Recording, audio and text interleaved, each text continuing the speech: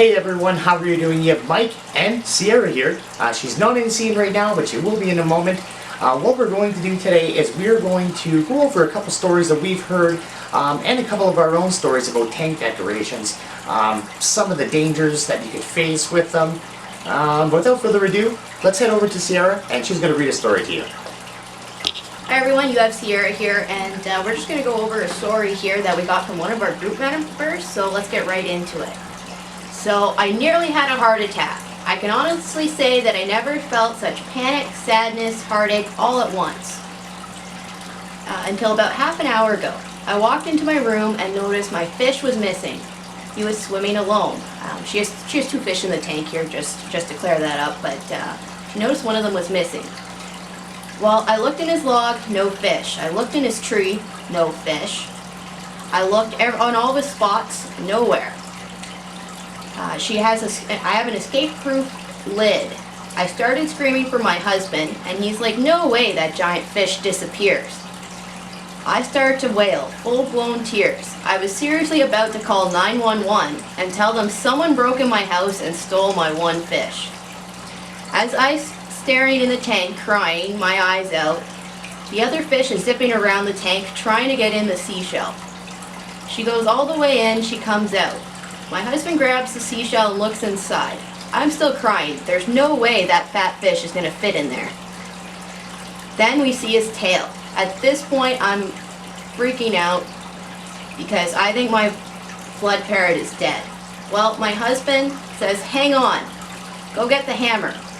I run to the kitchen, grab the hammer, run back to the room, hand it to my husband, and he starts hitting the conch. Out falls the fish, and he's swimming like it never even happened.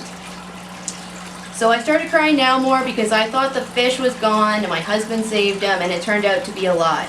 Finally calmed down, but I haven't been this distraught in a while. We turn the shell over so it faces the gravel so the fish isn't going to be able to get in anymore.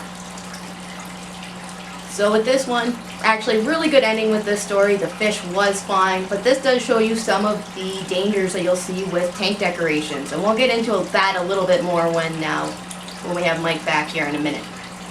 Now I did come across another one here today, or a while ago, and it was something very similar. So with this person here, they had come home and they were missing their front toes, and they're like, you know, where did my fish go? They checked all around the tank and everything, and he hadn't jumped out. He ended up he had a hollow decoration, a big hollow decoration. Thinking the fish would have fit in it, it somehow managed to get in there. And unfortunately with this story here, the fish actually did end up being injured and did end up passing away from this. So, you know, that one, definitely a sad story. Sorry for your loss for the keeper that happened to. I do appreciate everyone sharing their stories with us though. So now we're going to get back to Mike, and let's just talk a little bit about what we just read. Alright, so there we heard two stories, one with a happy ending and one with a very sad, tragic ending. So basically we're just going to talk with you guys and share our experiences now, because we've had some decoration mishaps on our own, so... Yeah, I mean, this is a really common thing. There's so many stories out there that you're going to see and probably come across, and if it hasn't happened yet, you know, there's a few things you can do to try to avoid that. But with us, we ended up having a fish stuck in a decoration as well. We found this out when he came crashing into the tank. It was just a small little pot that had a hole in it. He had swum. He basically went into it.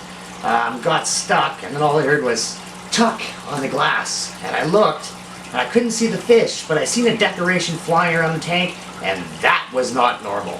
So yeah, I mean, there's a little bit of humor in that, but at the end of the day, you know, these are your fish. You do want to make sure they're safe. In our story here, our fish was fine. He had a little bit of damage to him, but he healed up nicely. Afterwards, we got him out. Main moral of the story though is with tank decorations, anytime your fish, usually a good rule is if your fish can stick its head in it, it will probably at some time go in there.